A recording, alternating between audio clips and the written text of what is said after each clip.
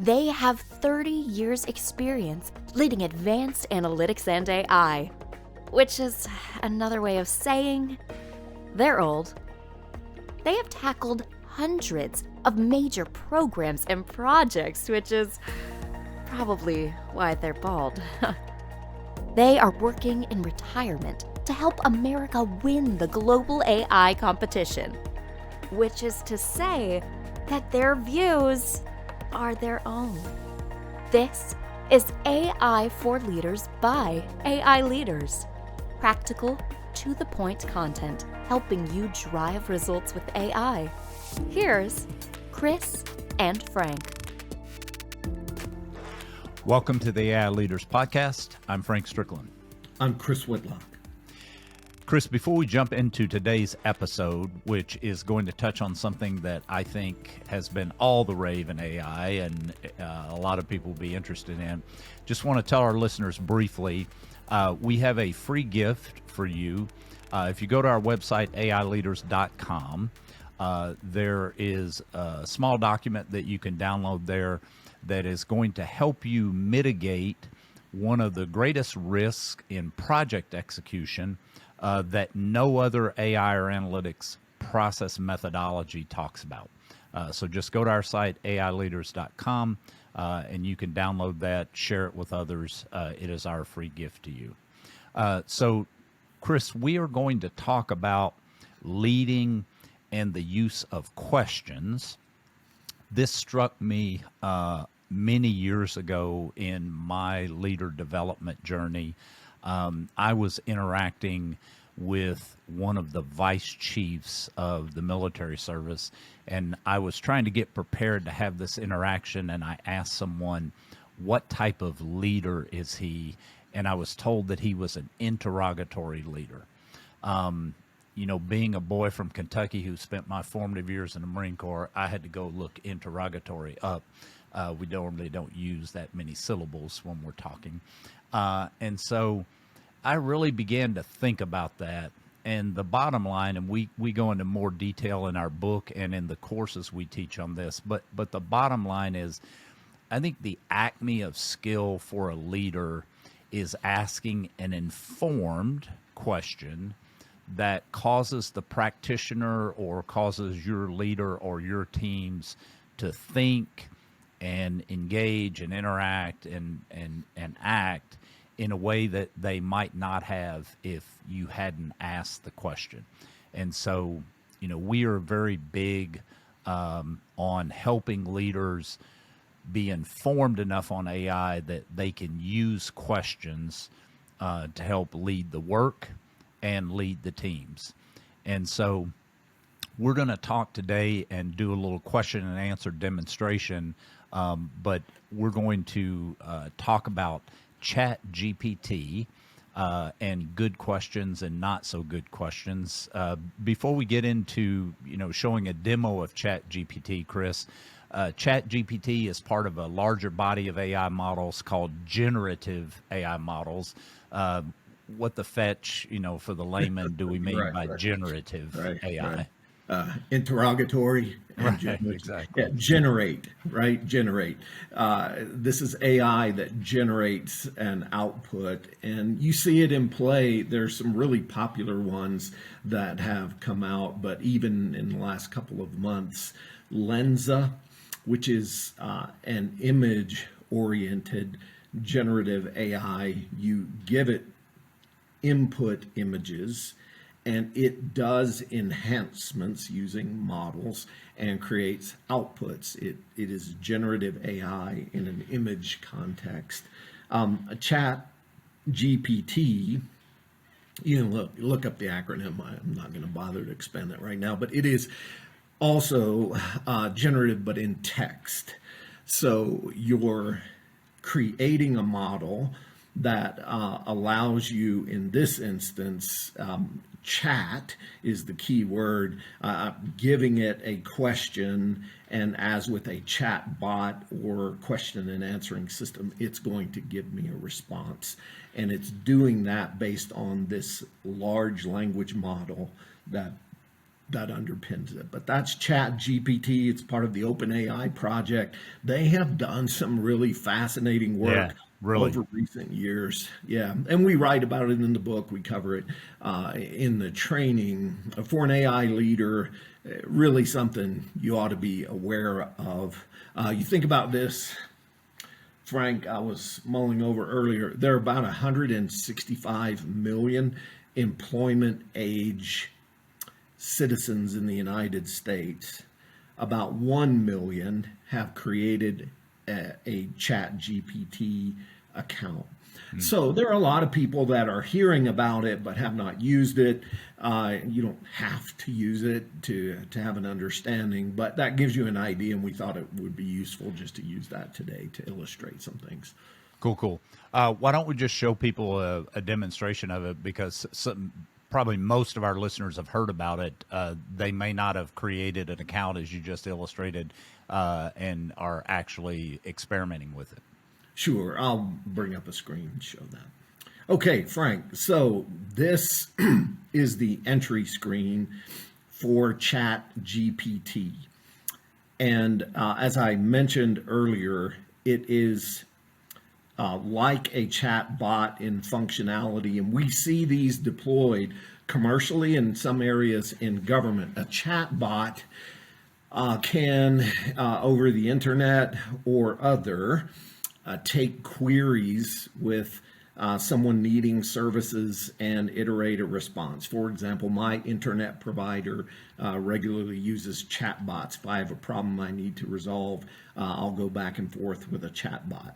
And I get to a human when I need the human to work through some of the final remediations. But chatbots are common. Here's how it works. Right, so there is a window at the bottom of the screen, and I can ask it a question. In this instance, how hard is it to integrate AI into DoD systems? Good So question. I'm asking it a question. I sit back and it thinks. Now, this large language model has processed millions of records, billions of parameters, and it looks for linkages between entities, words. There's a whole lexicon that is used in this area around natural language processing. But it's looking to create tacitly linkages between concepts, etc. So we ask it that question, and then it generates this response, which, like some of the ones that we have shared in training or in the book, they are not shabby quality. At a high level, this is a very good. I know we could ask this of a number of practitioners, and especially as fast as it did it, they would not give as concrete and coherent and clear a response as this. Yeah, and that's fascinating. This is right now, this is released as a research tool. And it's awesome what they are doing with it, but they're learning and they will improve this over time. It may ultimately be sold as a premium service. They may have a free use option as they do now. But like with many cognitive related services in the cloud, et cetera, I wouldn't be surprised if at some point, I would expect at some point, this is a pay for service. Yeah. Now, we can ask it a question like that, though, and get an answer. And that's the neat thing about these question answering systems. There are some issues to be mindful of, and as leaders, we ought to be asking questions about this. Right. And so two things, one caveat quickly, Chris, or just a footnote for folks. You had mentioned OpenAI, this group that has developed ChatGPT. They've been working on large language models for some time. They also do some other interesting work in other areas of advanced AI. So would just encourage leaders, if you're sort of interested in understanding leading edge AI modeling and research, OpenAI is a good place to bookmark and spend some time there. But Chris, when we talk about leaders asking good questions, to lead the work and lead the teams, how does that relate to, ChatGPT? I think, fundamentally what we've lived through, what we've experienced, and most senior leaders have been down this path. The challenge is tuning your questions to this environment. And so I would illustrate it this way. I was in an interaction over the last couple of weeks, and there were written exchanges in this interaction. But fundamentally, the question people were going around on was, is ChatGPT really AI?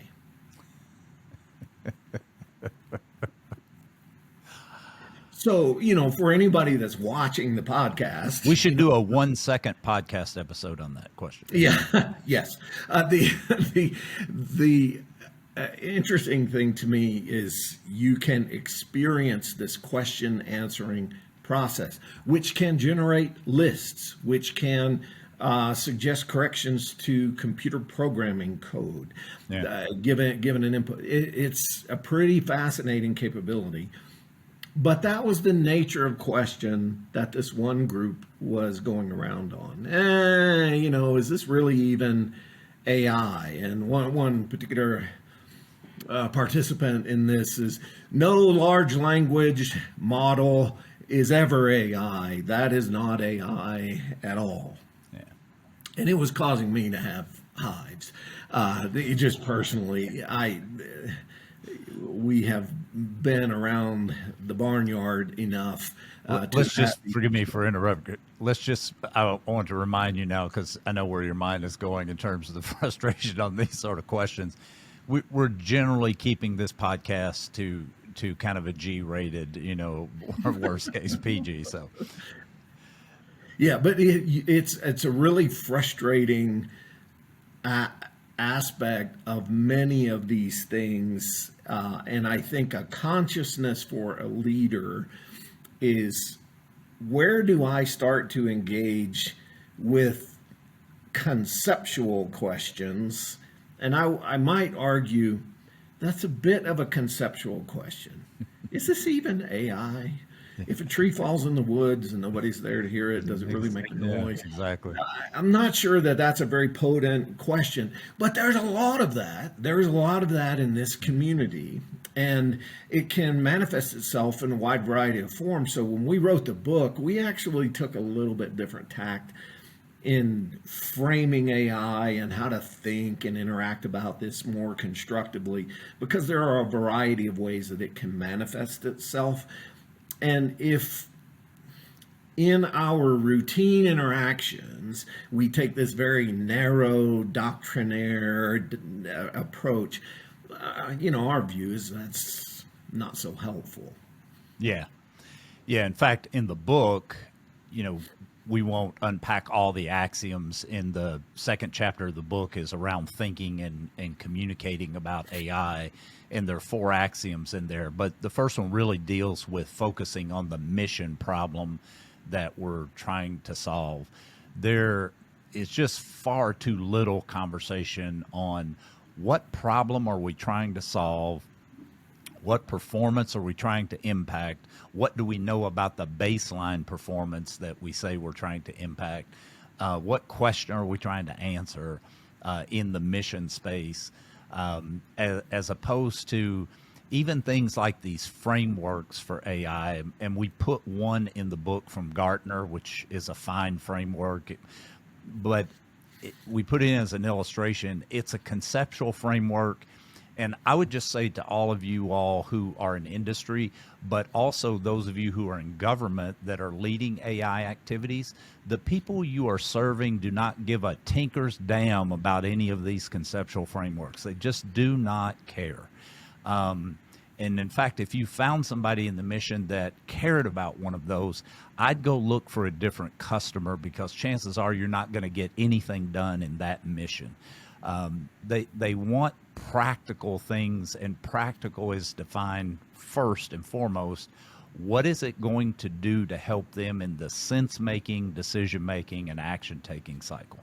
Yeah, and I Sounds think, Frank, foundational, just but reflecting on journeys that we have had, I could name a number of people, just first names, and we would immediately know who we're talking about. But it's easy to get caught up in these definitional, taxonomy oriented things. Who cares? Is it really AI? You just saw what ChatGPT can do. That's not the most potent kind of question for a leader to be going around on. Now, if you flip that around, there are very pertinent examples of where this goes, and there are not necessarily simple solutions around some of these issues. But, a potent question now is, how do we use these results given that they are not linked to the source document? So you were amazed by how rapidly it generated an output. But that output has no linkage to any set of source documents, and it will do that on nigh unto infinity issues. right. And I may care about that. I mean, I think about where I grew up, just writing intelligence-oriented documents. It was crucial to illustrate the sourcing. When we're writing the product, often there will be a fact-oriented body of the product, and then there's an analysis-oriented body of the product. And in the fact-oriented body of the product, according to human reporting, you're laying something out, and then you're citing that report at the bottom in case the decision maker actually wants to lay their eyes on it themselves. Okay, I get what you're saying. I want to read that. Yeah. That linkage is not there with ChatGPT. Now, can it be created? Potentially. Not an easy lift. Right. Not likely an easy lift, and would likely, even if possible, require a lot on the part of OpenAI to get at that. So how do you use it? That's a really good question. That's a Right. really good question. Yeah, just taking a practical example from what we're doing, Chris, one of the things that you and I are thinking about right now is, do we take ChatGPT and take our book on leading AI programs and projects, take other key source material that is related to leading AI programs and projects, train ChatGPT on that content, and basically put up a question and answer system on our webpage so that when leaders have questions about leading AI programs and projects, they can go to our website, ask the question, boom, get an answer. Well, okay, but if it's our book, we own that content along with the publisher. But, if we incorporate content from 15 other sources, where are we going to get across the breakers in, not citing their sources potentially in that type of solution? Now, that's a simple, quote unquote, simple. It's unique to us. A mission user wouldn't necessarily care about that, but they will have other source citation cares, like the intelligence analysis example that you cited. Yeah, just usage kinds of questions. Technically, though, that is one for many of these applications. Let's say you were asking it a question. Let's say that it had access to maintenance-oriented documents around a type series of aircraft and parts associated with those. And you're asking it a question on what should be done, but there's no source linkage to the documents where it in effect formed that answer. Is that a problem? I don't know. That's a good question to ask. Right. That's a very good question to ask. Now, it's also interesting, and it's a research project, right? What they have done is a phenomenally elegant, large-scale research project. but it has an end date certain for the content that was used to train the large language model. So it has no content from 2022 in it. You can ask it a 2022 question, relevant question, and it does not know the answer. It is not connected to the internet, so you cannot ask it for content that pertains to the internet. What is the best this? What is the best that? How hard would it be to create something that is streaming and retrains and updates, on a regular basis? Those are interesting questions, and they're not. None of those are necessarily easy, and it's sussing out as a leader with knowledgeable people. What's that art of the possible? Where might you have to stretch, but it's worth the investment? What's easy to do and provides some value? So in effect, we offer a method in the training around 4 types of questions, but especially here, opportunity and risk. Kind of what are the opportunities to use this, and what do I need to plumb that? What do I need to know to plumb that? And on the flip side, what do I need to know about the risks in using this in a particular type of application? As I hear you talk about that, Chris, it reminds me of an example that, we live through both directly and indirectly. When we sold our business and we're part of IBM and we're IBM partners, IBM Research built a capability. Many will have heard of it. If not, you should go and watch some YouTube video. But IBM built an enormously complex question answering system, actually generating questions as the answer, that played the game of Jeopardy and beat Jeopardy grand champions.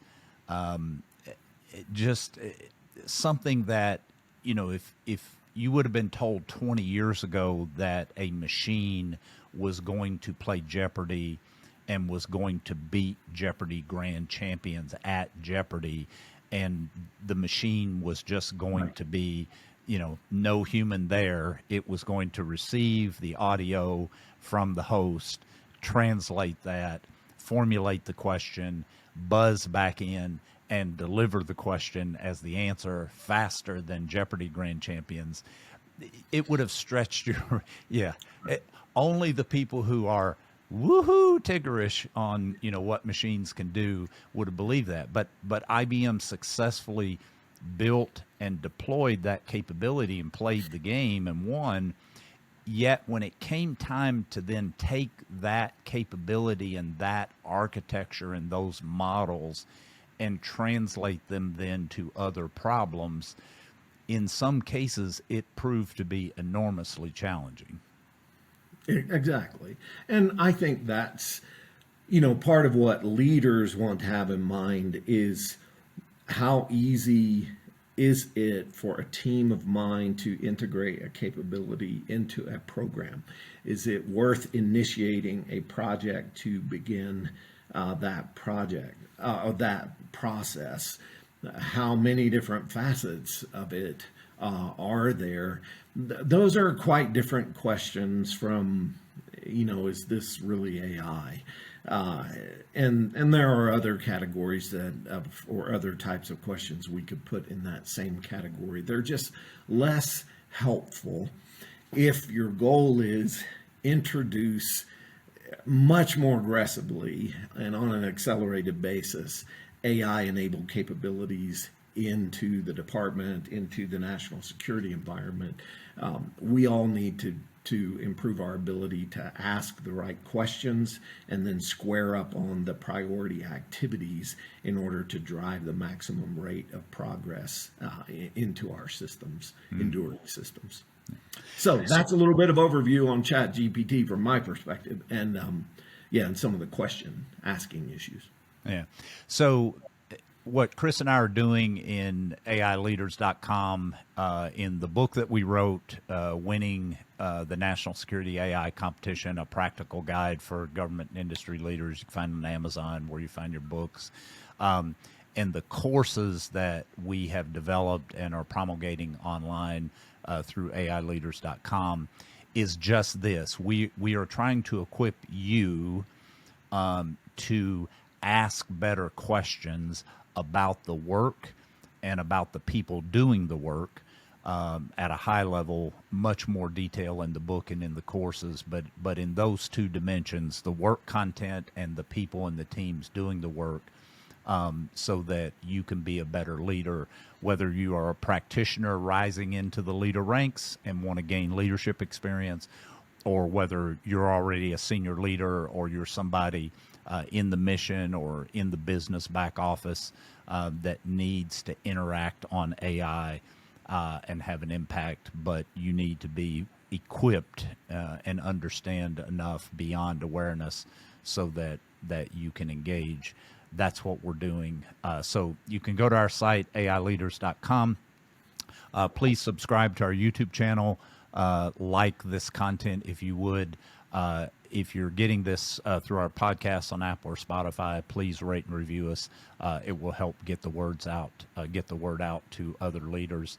And again, if you go to our site, ai4Leaders.com, there's a paper there for you free of charge that will help you mitigate risk in project delivery by addressing a phase of project delivery that is not addressed in any other AI process out there. So, till next time, appreciate you.